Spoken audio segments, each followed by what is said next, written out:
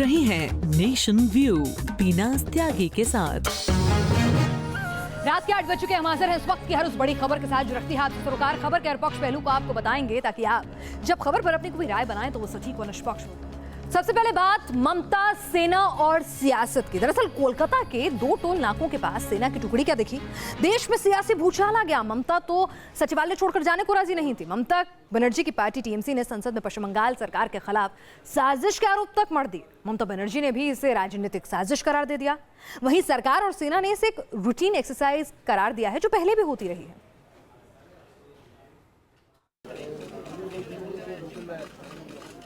पहले जान से मारने की साजिश का आरोप, अब सरकार पर तख्ता पलट करने की साजिश का इल्जाम। ममता बनर्जी की तुनक मिजाज सियासत की गूंज संसद में भी सुनाई दी।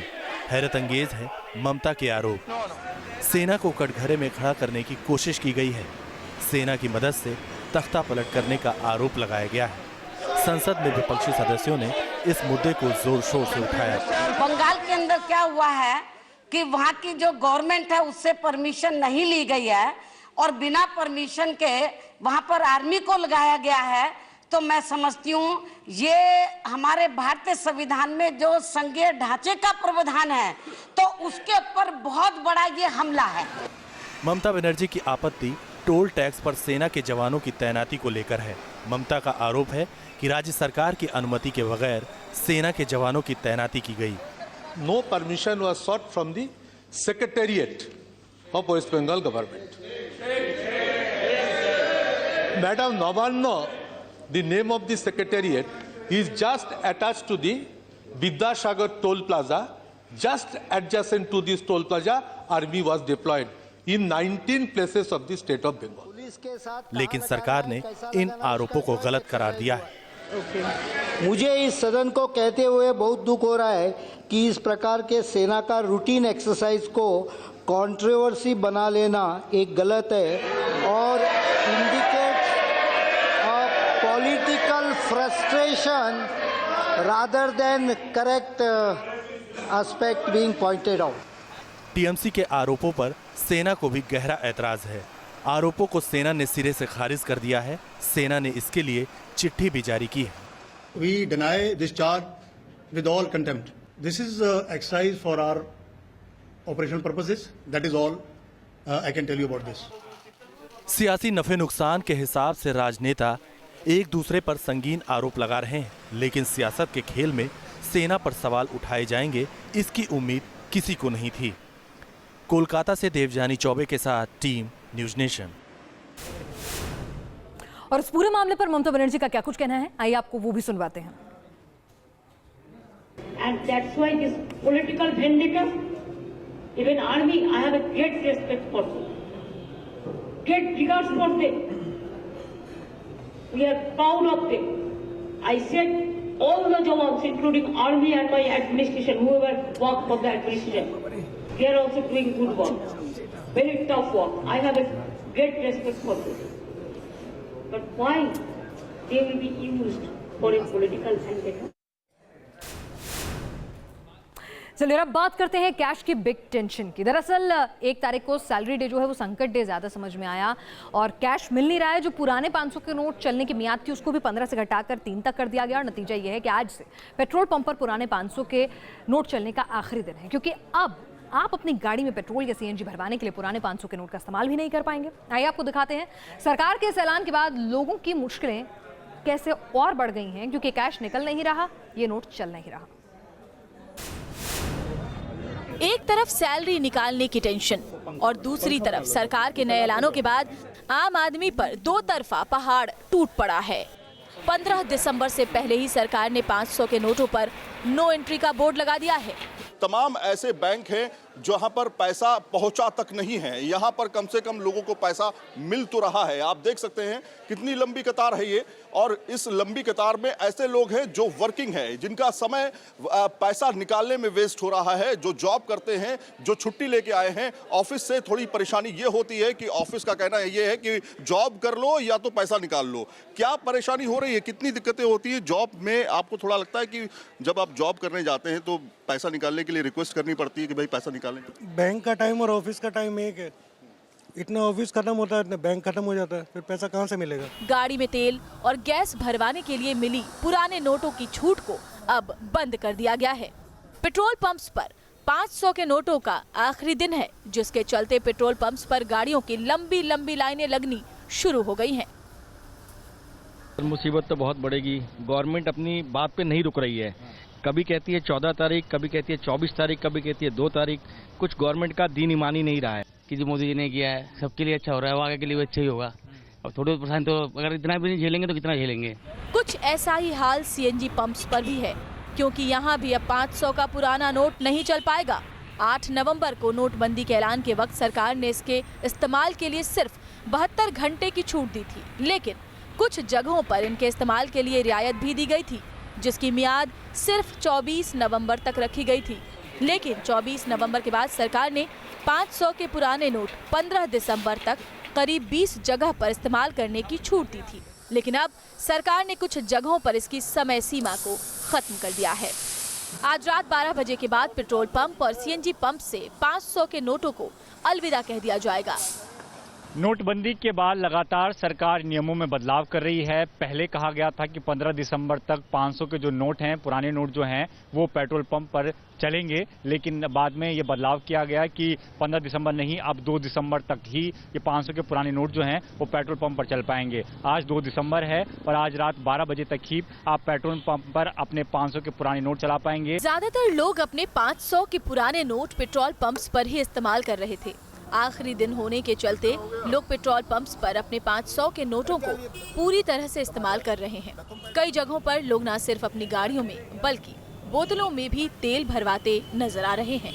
खबरों की माने तो सरकार के पास 500 के पुराने नोटों का इन जगहों पर ब्लैक मनी को व्हाइट करने में इस्तेमाल होने की शिकायतें मिली थी, जिसके बाद ही सरकार ने ये एक्शन लेना मुनासिब समझा।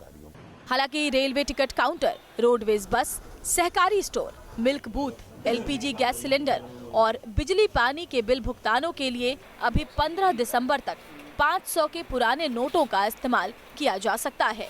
Team news nation.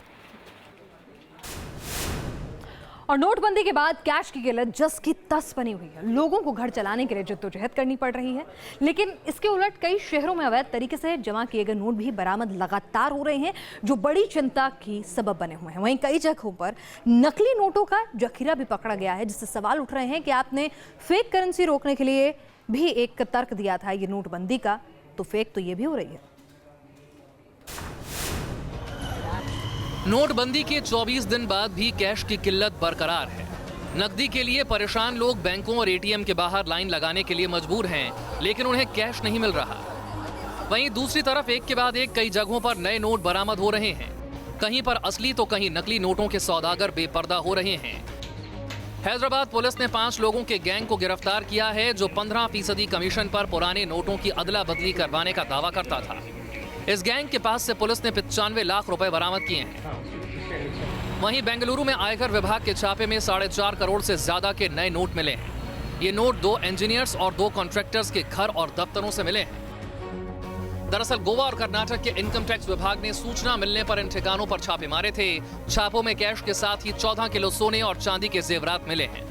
आयकर विभाग के सूत्रों के मुताबिक बुधवार सुबह उन्होंने इसी पेबल बे के एक अपार्टमेंट पर छापा मारा, जहां से उन्हें टिप ऑफ मिला, जिसके बाद एक कॉन्ट्रैक्टर के ठिकानों पर छापे मारे गए और वहां से जो है 6 करोड़ रुपए बरामद किए गए, जिसमें से 4 करोड़ 70 लाख जो है नई 2000 के नोट जो आए हैं उसमें मिले हैं। इसके अलावा 14 किलो सोने और चांदी के जेवरात भी बरामद किए गए हैं। बताया जा रहा है कि इस अपार्टमेंट में जहां से ये टिप ऑफ मिला, ये एक सरकारी इंजीनियर के बेटे का अपार्टमेंट है। वहीं पटना एयरपोर्ट पर सीआईएसएफ ने थाईलैंड मूल के 2 लोगों से 1 करोड़ 20 लाख के पुराने नोट बरामद किए हैं। आयकर विभाग के अधिकारी दोनों आरोपियों से पूछताछ कर रहे हैं। Something around 1.5, 1.2। कहाँ के लोग हैं जो पकड़े गए? ये है, he is a Thai national actually, और बुद्धिस्ट है। He has come from Lucknow और यहाँ पे लैंड किया था, तो we had a tip off from Lucknow actually. Punjab में भी नकली नोटों की फैक्ट्री का भंडाफोड़ हुआ है। पंजाब पुलिस ने नटवरलाल भाई बहन की जोड़ी को गिरफ्तार कर 42 लाख रुपए के नकली नोट बरामद कर लिए हैं। ये सभी नोट 2000 के हैं। दरअसल पुलिस को पहले ही खुफिया जानकारी मिली थी कि एक लग्जरी गाड़ी में कुछ लोग नकली नोटों की सप्लाई करने जा रहे हैं, लिहाजा पुलिस ने पहले ही नाकेबंदी कर रखी थी। जो साहब को इत्तला मिली थी किसी ने भी ऐसे ऐसे गाड़ी है, उस पर रेड लाइट लगी है, भी जाली करेंसी लेकर आ रहे हैं मोहाली में। फिर अपने SHO साहब समेत मुलाजिम जगतपुरे को नाका लाया सी, उत्थे गड्डी रोक के चेक की तो ਇਹਦੇ ਵਿੱਚੋਂ जाली करेंसी मिली। पुलिस ने चंडीगढ़ इंडस्ट्रियल एरिया में इनके ऑफिस से 20 लाख की जाली करेंसी सहित कंप्यूटर, स्कैनर और दूसरे सामान जब्त किए हैं। साथ ही पुलिस इस गिरोह में शामिल दूसरे लोगों को भी तलाश रही है। Team news nation. और अब आपको एक ऐसी खबर दिखाते हैं जिसे देखकर यकीन मानिए आपकी रूह भी कांप उठेगी। जब 3 साल की बच्ची को अपने पिता की चिता को मुखाग्नि देनी हो, उससे बड़ा गमगीन माहौल क्या हो सकता है। नगरोटा अटैक में शहीद हुए संभाजी कदम की बेटी ने अपने वीर पिता को अंतिम सलामी दी तो वहां मौजूद जनसैलाब आंसू को रोक नहीं सका।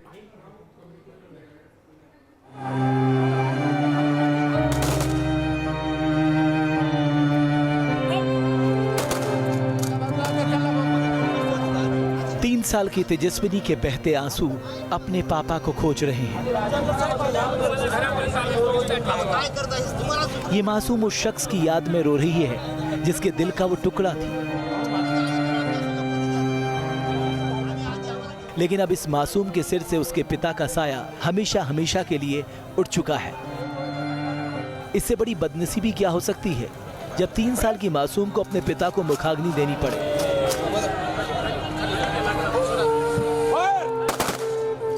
लेकिन ये सब हुआ है सीमा पार की नापाक करतूतों की वजह से। भारत मां के वीर सपूत संभाजी यशवंत कदम नगरोटा आर्मी कैंप पर हुए हमले में शहीद हो गए। महाराष्ट्र के नांदेड़ के रहने वाले संभाजी के परिवार में माता पिता, पत्नी के अलावा 3 साल की ये बच्ची है। नांदेड़ के जानापुरी में पूरे सरकारी सम्मान के साथ संभाजी को अंतिम विदाई दी गई। संभाजी कदम अमर रहे के नारों से पूरा इलाका गूंज उठा। माता पिता की इकलौती संतान संभाजी की शहादत से उनके घर वालों का रो रो कर बुरा हाल है। वहीं पूरे इलाके में मातम पसरा है। संभाजी यशवंत कदम के साथ काम कर चुके उनके साथियों ने उन्हें देश सेवा के लिए मर मिटने वाला सिपाही बताया।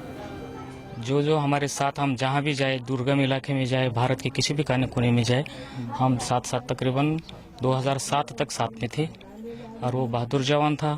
हर जगह पर वो अपनी दिल लगा के जो भी ड्यूटी दिया उस ड्यूटी को पूरी तरह से वो निभाता था। हौसला अफजाई था उसका, हौसला अफजाई था, दूसरे को भी हौसला अफजाई करता था। वो अपने साथ जहाँ भी जाए या हमारे कमांडर के साथ वो जो भी ड्यूटी दिया जाए वो पूरी तरह से निभाता था। वो नगरोटा में आतंकी मुठभेड़ से पहले भी उनकी परिवार के साथ बात हुई थी, लेकिन किसे पता था कि उनकी ये बात आखिरी साबित होगी। लांस नायक संभाजी भले ही इस दुनिया में नहीं रहे, लेकिन उन्होंने जो इस देश के लिए किया है उसने उनका नाम हिंदुस्तान के इतिहास में सदा सदा के लिए अमर कर दिया है। Team news nation.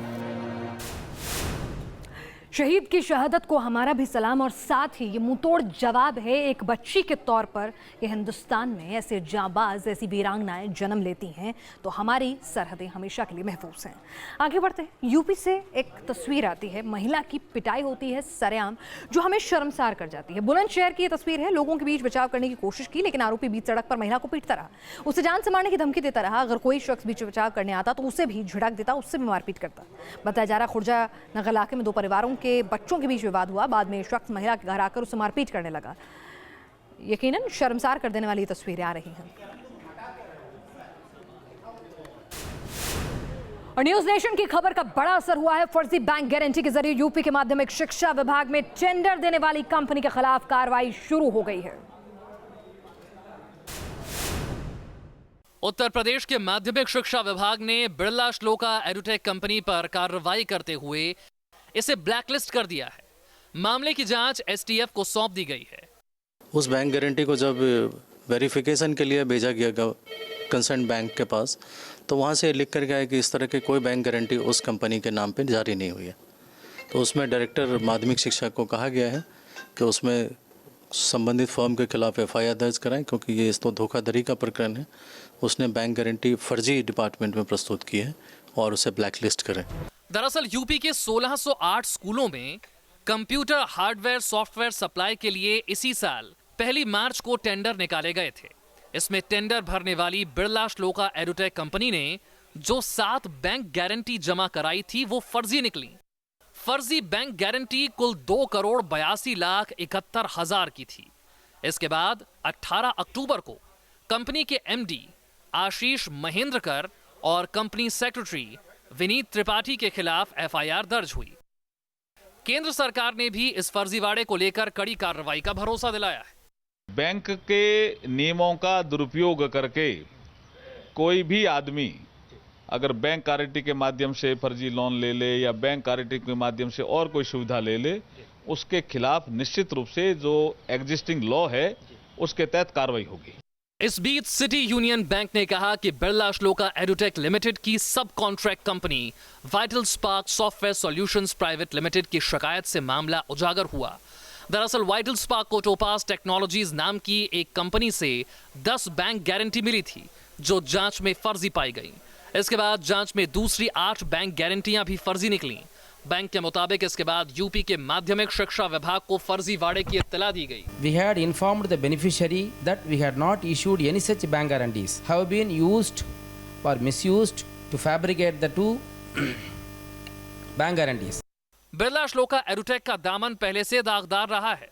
कंपनी को महाराष्ट्र में आदिवासी बच्चों की कंप्यूटर शिक्षा के लिए कॉन्ट्रैक्ट मिला था, लेकिन नियमों के खिलाफ जाकर इसे कंपनी ने आउटसोर्स कर दिया। इस मामले की जांच एसीबी कर रही है। यहाँ के जो आदिवासी बच्चे जो हैं वो शहरी इलाके के बच्चों के साथ उस कंपटीशन कर सके, तो गवर्नमेंट का उद्देश्य सही था, लेकिन दुर्भाग्य से ये तीनों जो कंपनी ने जिस तरह से उसका इम्प्लीमेंटेशन होना चाहिए था वो दुर्भाग्य से नहीं हो पाया, वो कागज़ पर ही रह गया। जाहिर है शिक्षा के नाम पर जिस तरह बिरला श्लोका एडुटेक पर फर्जीवाड़े के आरोप लगे हैं वो हैरान करने वाले हैं। जैसे जैसे इस मामले की जांच आगे बढ़ रही है, फर्जीवाड़े की परतें खुलती जा रही हैं। Team news nation.